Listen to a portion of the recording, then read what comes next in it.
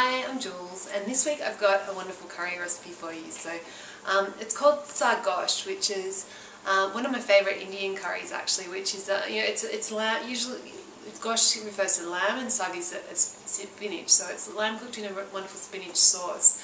Usually has a little bit of tomato, but mostly it's spinach based and spices.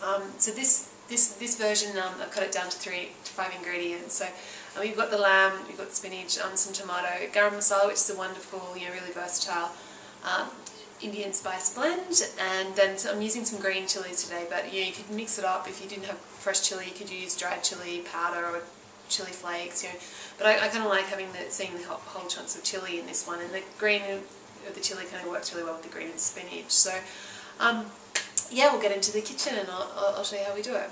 Okay, so I've just got a lamb backstrap here, so it's quite a lean cut of meat, and I'm just going to, because it's quite large, I'm just going to chop it in half crosswise and then kind of finely slice it into about half a centimetre, so 1/3 of an inch thick slices.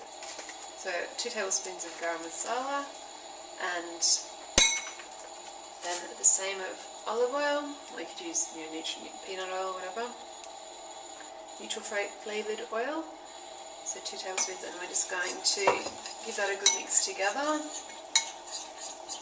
and it's going to form like a lovely kind of paste, and then you seize it really generously.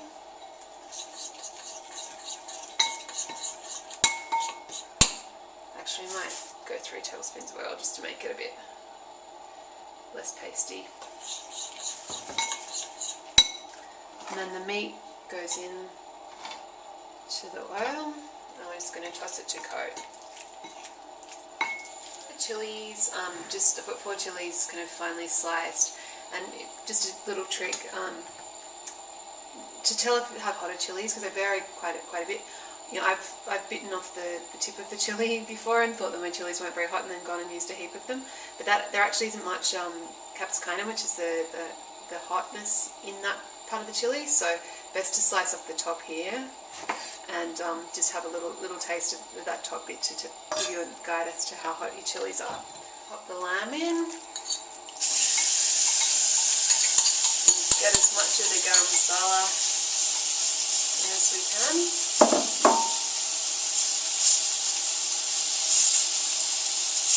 I'm just going to stir fry it a little bit. We want to keep it moving around the pan. And all we want to do is just cook it until it's brown on the outside. Oh, and we'll pop the chilies in as well. So it smells amazing.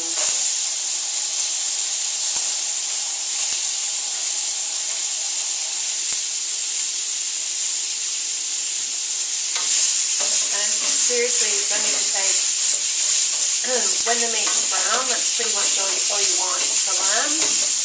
And with such small pieces, it's not going to take very long at all. It's pretty good. So we've got a clean bowl. I'm just going to pop the lamb and try and leave most of the chilies in the pan, but if you get a few, it's not going to be the end. So now I'm going to put the tomatoes in.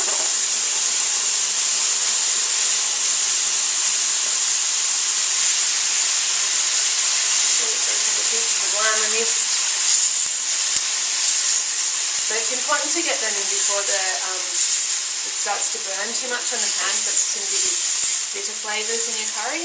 Clean chopping board here for the spinach. Don't use the same one that you use for the meat. And just a pack of frozen spinach. And I'm just going to, it's been defrosted, so I'm just going to chop through it just to make sure it's really fine.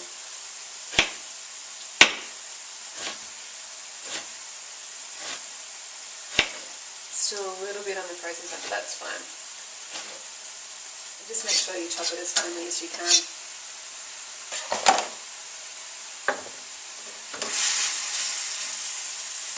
So now I'm just going to simmer it. The spinach is going to cook. Might need to bring the heat back up to keep it on the simmer.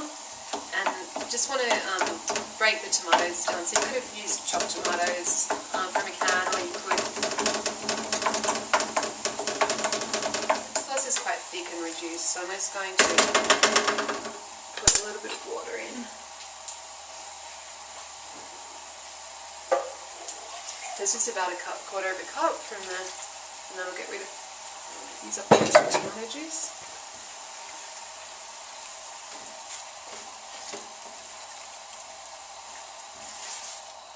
And we'll let it just simmer and cook down. It's been simmering for about 5 minutes and it's kind of thickened up and the spinach looks like it's cooked through, so that's really all we're after.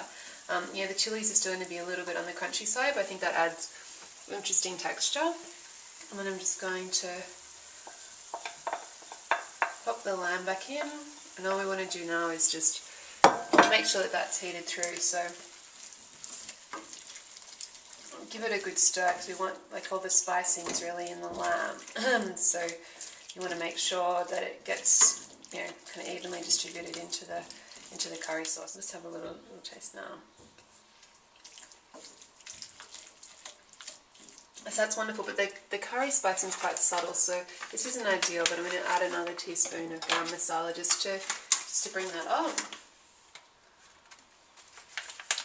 And then we'll also lots of salt to really bring out the flavour. And it's quite a thick, chunky curry here, so if you prefer a bit more saucy, by all means, you know, a bit more water or some stock